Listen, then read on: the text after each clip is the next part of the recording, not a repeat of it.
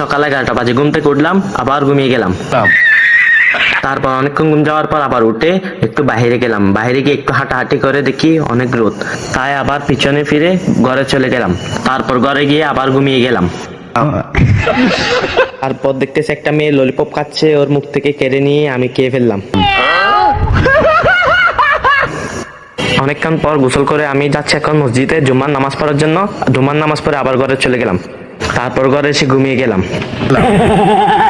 তারপর ঘুম থেকে উঠে দেখে একটা ছেলে দাঁড়িয়ে আছে, তো আমি গিয়ে ওকে অনেকক্ষণ মারার পর ও আমাকে মেরে কান্না করাই দিছে।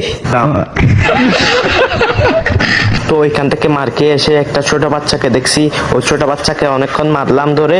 তারপর ওকে মারার পর ওর মা দেখে ফেলছিল, সেজন্য আমাকে দৌড়ানি দিছে। তা আমি ওখান থেকে প্রাণ বাঁচিয়ে চলে আসছি। তো এখানে ফুটবল খেলার এখানে আসছি একটা বল লাথি মারার জন্য। তো বল লাথি মারার পর আমার পা ভেঙে গেছে, তো সেজন্য আমি লেঙ্গাতে লেঙ্গাতে বাড়িতে চলে গেছি।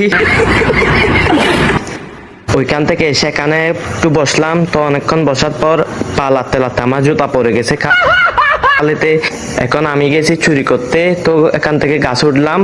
তো গাছ থেকে উঠার পর গাছ থেকে পরে আমার কোমর ভেঙে ফেলছি। এখান থেকে গিয়ে আবার ঘুমাই গেছি। मतलब अलग ही लेवल का बंदा था।